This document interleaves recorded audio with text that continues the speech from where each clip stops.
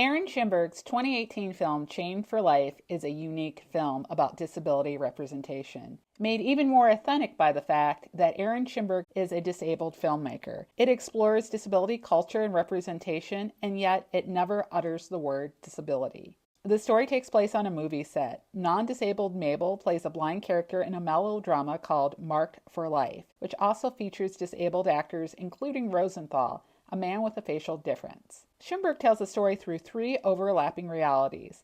The first reality, the real-world reality, shows the behind the scenes of the film. Second, the ableist film reality, which features clips from the melodrama that's being produced. And third, the disability authentic reality, where the disabled actors borrow the camera to tell their own stories. Together, we'll explore one scene from each reality and the final scene, and how Chained for Life contrasts and challenges stereotypes and presents something new about disability representation in film. Part 1. The Real World. This scene gives a slice-of-life look behind the scenes of a low-budget film. Schimberg offers a bird's-eye view of casual, unchecked ableism. What do you think about the Siamese twins? I don't think they're real. The Siamese twins have been phased out. Like at least in the first world. Well, maybe those two couldn't be separated for some reason. They were attached to the skull, maybe, but at the hip like that? This scene highlights how many able-bodied people remain ignorant of the disabled experience. Mabel mislabels them as Siamese twins, an outdated and racist term, and speculate that such twins have been phased out or could be corrected with surgery, reinforcing a medicalized view of disability. They also comment on Jack and Jacqueline. In the film, this character is implied to be intersex. Yet, Mabel and Michelle repeatedly say it, dehumanizing them. Who is that? That's you, after you get burnt. Her and Michelle's remark echo what Paul Longmore, drawing on Irving Goffman, describes as the spread effect, where one visible trait is used to mark disabled people as less than human and fundamentally different from the community. Schimberg's intent is clear. By showing a typical behind-the-scenes exchange without a disabled perspective, he reveals everyday ableism rarely represented in disability-themed media. Part 2. The Ableist Film. We only learn 3 things about the director of Marked for Life, and one of them isn't his name. We learn he's German. He had very serious asthma or something like that as a child. And he said he grew up in the circus, but I think he exaggerates. The asthma connection feels like a flimsy excuse for the film's cure-obsessed themes, while the circus ties feel like it's directly linked to Todd Browning's 1932 film Freaks, something that Chained for Life is very well aware of. Many of the disabled actor characters look very similar to the previous movie. Also, in case you missed it, One of us.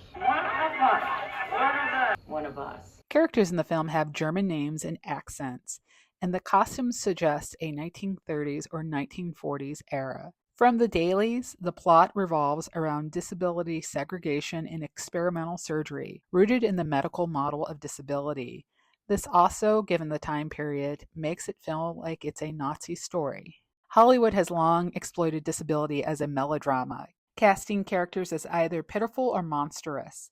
Marked for Life mirrors this tradition. Rosenthal commits murder in the film, and Mabel herself is framed like a helpless victim. Schimberg included these tropes not to endorse them, but to expose how deeply they are embedded in film history. It is unusual that a film so bluntly and obviously calls out Hollywood's history of ableism. Part 3. The Disability Authentic Film. In 1938, MGM recruited 124 dwarf actors to play the Munchkins in The Wizard of Oz. In a paternalistic display of control, all were housed at the Culver Hotel, where 3 actors would share each bed. The actors were also under the watch of a studio-appointed chaperone. Chained for Life mirrors this exclusion. While the non-disabled actors stay in a comfortable hotel room, the disabled actors are forced to sleep on set, inside a hospital in what once functioned as an institution. The supposed reason is that the hotel is not accessible, though this is never verified. Another justification is that the actors can guard the equipment. Given the building's history, the situation is more degrading in that decades earlier, some of these same actors most likely would have been institutionalized here.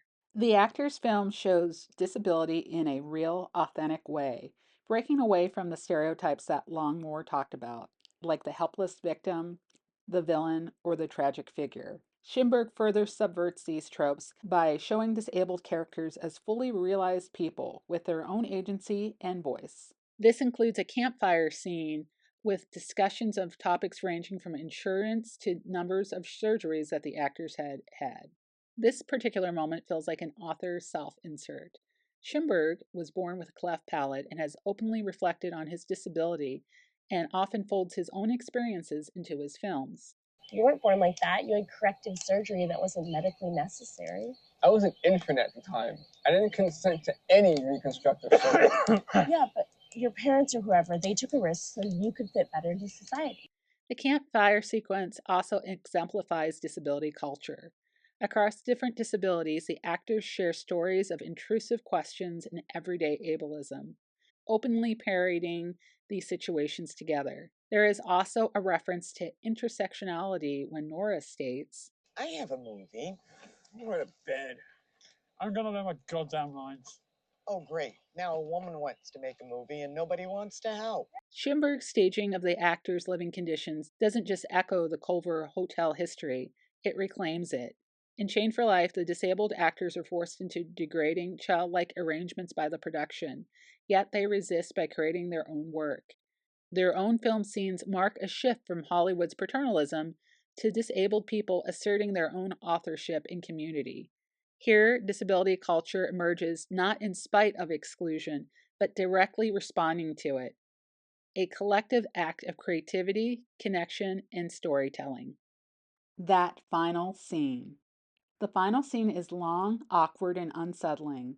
Mabel takes a taxi, and Schimberg holds on her in a single, unbroken 6-minute shot as the driver peppers her with questions, shares stories, and then suddenly asks to record her. Is that a camera? His disembodied voice makes the exchange even more disorienting, and when he insists that he always asks for permission, Mabel realizes that she's being watched, used in a way, for someone else's story.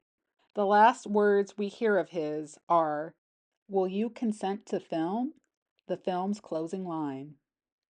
The camera then cuts to a bus where the disabled actors sit together, quietly, simply being themselves. Mabel's scene is tense and exploitative, but the bus scene is ordinary and communal.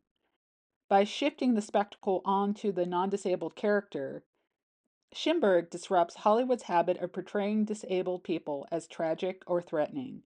Instead, the film closes by affirming disability culture, the quiet, everyday power of lived experience.